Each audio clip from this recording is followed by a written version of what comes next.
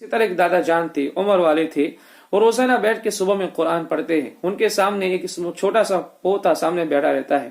وہ کہتا ہے دادا جان جب آپ قرآن پڑھتے ہیں تو کتنا اچھا لگتا ہے کہ آپ کی داڑھی ہلتی ہے، آپ کے چہرے پہ کتنا نور ہوتا ہے. so much light and nur on your face when you make the tilawat of the Holy Quran, dada. But why I don't read? Because I don't understand. I don't understand its messages and orders. میں سمجھ میں نہیں آتا ہے میں تلاوت کے، اس لیے میں پڑھتا نہیں ہوں. دادا نے زمانے دیکھے تھے، کہا بیٹا سامنے جو تالاب ہے، پونڈ ہے، ریور ہے، وہاں سے تم ایک جو بسکٹ ہے، جو کوئلے ایشز کا جو بسکٹ ہوتا ہے، اس کے اندر سوراخ بھی ہوتے ہیں، ہولز بھی ہوتے ہیں. یہ چھوٹا سا بچہ اس کو کیا سمجھ میں ہے کہ اس کے پانی نہیں آئے گی. دادا نے کہا کہ بیٹا take this biscuit and go to that river اور تالاب اینڈ برنگ سم واٹر. وہ گیا تو پانی لے کے آنے کی کوشش کی تو سارا پانی لیکیج ہو گیا، ڈراپ سارے گر گئے، پانی گر گیا، کچھ بھی نہیں بچا، وہ ایسے آ گیا. کہا دادا جان پانی لینے گیا، کچھ آیا تو نہیں. دادا نے کہا کہ بیٹا ایسا کرو، تو رش نہیں کیا. This time when you go to take water run, کہ رش کرنا، دوڑ کے آنا، شاید پانی لے آئے. بیٹے نے سنا، پوتے نے سنا بات، ایسے ہی کیا، دوڑتے ہوئے گیا، پانی لینے گیا، لیکن سارا پانی لیک ہو گیا، گر گیا. آگا کہا دادا جان 2 چکر کاٹے، پانی کے آیا نہیں، کیا فائدہ ہوا؟ 2 چکر کاٹ لیے، ٹائم ویسٹ ہوا. کہا نہیں بیٹا غور سے دیکھ، فائدہ ہوا. کہ کیا فائدہ ہوا؟ تو کہ یہ بتا کہ جو بسکٹ جب پانی لینے کے لیے لے کے گیا تھا تو اس کا کلر کون سا تھا، رنگ کون سا تھا اس کا؟ تو کہ کالا تھا، یہ کوئلے کا ایشز کا بسکٹ ہے. تو کہ اب بتا اس کا کلر کون سا ہے؟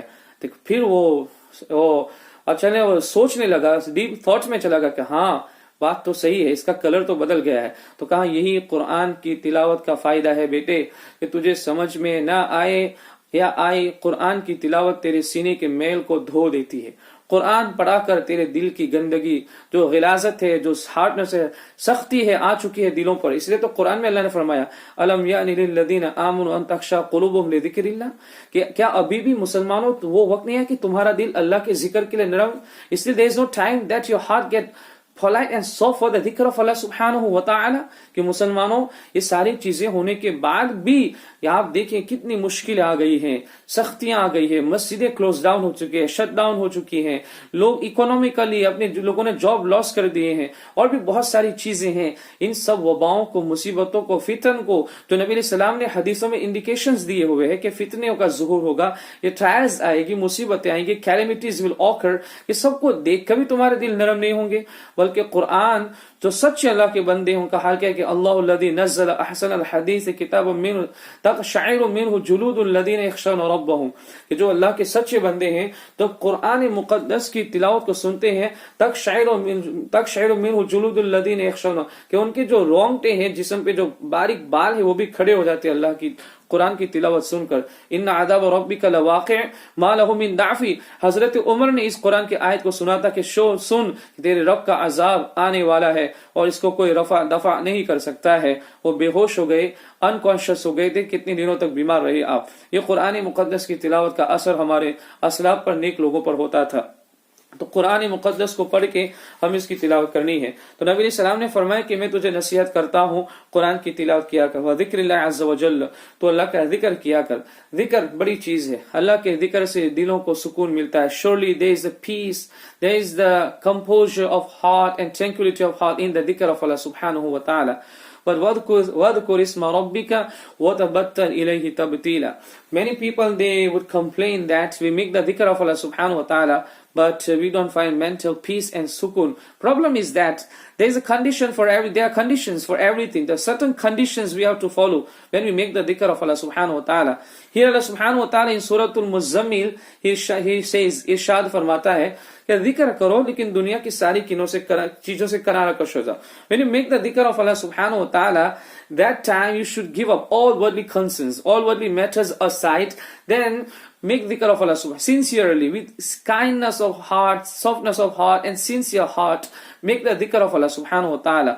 اور جب تو ذکر کرے تو صرف زبان کا ذکر نہ ہو، زبان سے کلمات ادا ہو اور تیرے دل کا بھی ذکر ہو، تیری فکر کا بھی ذکر ہو. یعنی فکر سے أفلا ينظرون إلى الإبل كيف خلقت وإلى السماء كيف رفعت وإلى الجبال كيف نصبت وإلى الأرض كيف سطحت. یہ قرآن میں فرمایا، اور اللہ نے فرمایا کہ إن في خلق السماوات والأرض واختلاف الليل والنهار لآية لأولي الألباب الذين يذكرون الله قياما وقعودا وعلى جنوبهم ويتفكرون في خلق السماوات والأرض ربنا ما خلقت هذا باطلا سبحانك فقنا عذاب النار.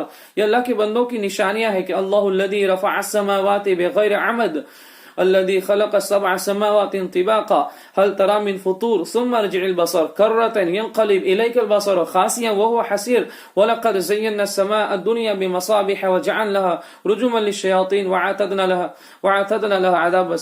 لهم عذاب السعير.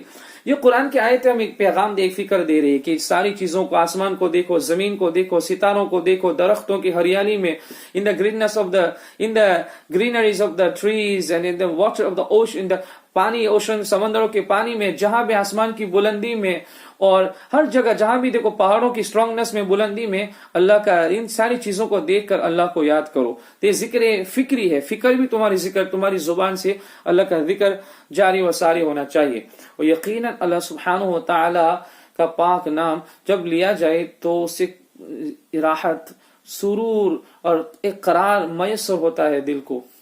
اور کیوں نہ ہو، ابن سینا ایک بڑا سائنٹسٹ گزرا ہے مسلمان، یہ علامہ شبلی رحمۃ اللہ علیہ بڑے بزرگ گزرے ہیں، ان کی بارگاہ میں تھا.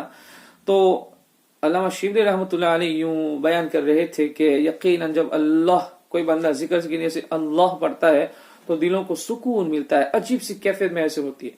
اور ابن سینا وہ کہنے لگا کہ دیکھو جو اللہ نیم ہے اس میں کیا رکھا، اللہ کی جو بینگ ہے، ذات ہے، وہ تو انفلوئنشل ہے، لیکن نام میں کیا رکھا ہے، نام سے کیا ہوتا ہے. علامہ شبلی رحمۃ اللہ علیہ نے سمجھانے کا الگ ہی انداز اپنایا، کہا کہ ابن سینا تو بہت بڑا گدھا ہے، ابن سینا تو بہت بڑا گدھا ہے. وہ غصے میں ہو گیا، بہت زیادہ غصہ ہو گیا، حالانکہ گدھا کہنے سے پہلے غصے میں نہیں تھا. جب وہ غصے ہو گیا تو وہ بزرگ فرماتے ہیں کہ سن، گدھے کے نام میں اتنی تاثیر ہے کہ تو گدھے کے نام سے غصہ ہو سکتا ہے، تو جب کوئی بندہ مومن، اللہ کا ماننے والا، خدا کا ماننے والا، اس کی ساری اس کی صفات کا اقرار کرنے والا، اس کی ذات کو کام کا ایمان لانے والا جب اللہ کہے تو اس کو کیوں سکون نہیں ملے گا؟ یقیناً اس کو سکون ملے گا. That is why نبی علیہ الصلوۃ والتسلیم says in one of the hadith کہ جہاں 7 لوگوں کے حشر کے میدان میں اللہ بخشش فرمائے گا، ایک کوالٹی ان کی نبی علیہ السلام نے یہ مینشن کی ہے کہ وَرَجُلٌ خَالٍ فَفَاضَتْ عَيْنَهُ, the person who sits in privacy, he sits in solitude and he remembers the bounties of Allah subhanahu wa ta'ala. He makes the dhikr of Allah subhanahu wa ta'ala up to the extent that his eyes shed tears. کہ ایک بندہ گوشے تنہائی میں بیٹھ کر خدا کی نعمتوں کو یاد کرتا ہے، اللہ سبحانہ و تعالیٰ کا ذکر کرتا ہے، اس حال میں کرتا ہے کہ اس کے آنکھوں سے آنسو جاری ہو جاتے ہیں.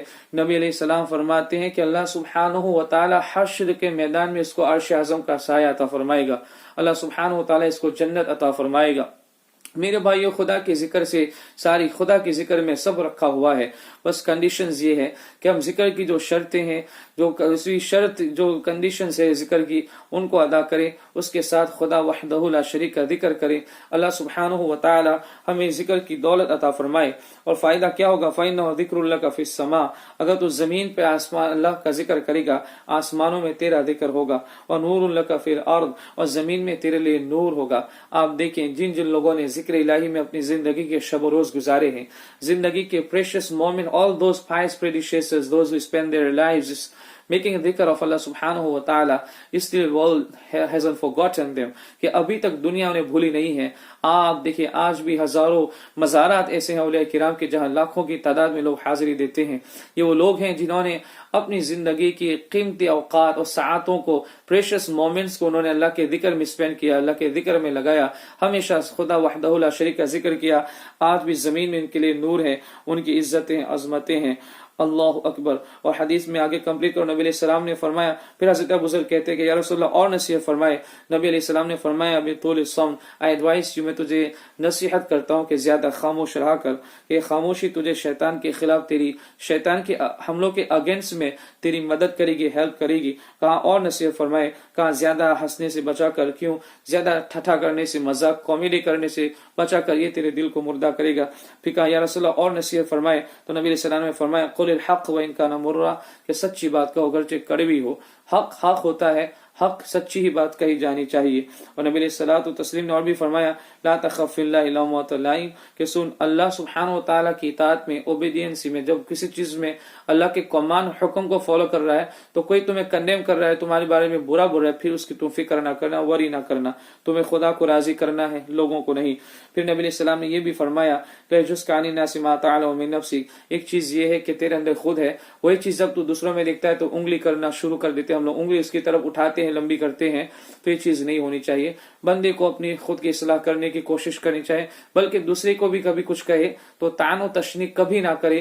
اللہ اکبر، اگر کسی سے کوئی گناہ کا ارتکاب ہو جاتا ہے، کوئی گناہ کامٹ کرتا ہے، اگر آپ نے اس کو شرم دلانے کے لیے وہ چیز کہی، ہو سکتا ہے کہ مرنے سے پہلے اس گناہ میں آپ بھی مبتلا ہو جائے۔ اللہ سبحانہ و تعالی ہمیں ان ساری نیک باتوں پہ عمل کی توفیق عطا فرمائے۔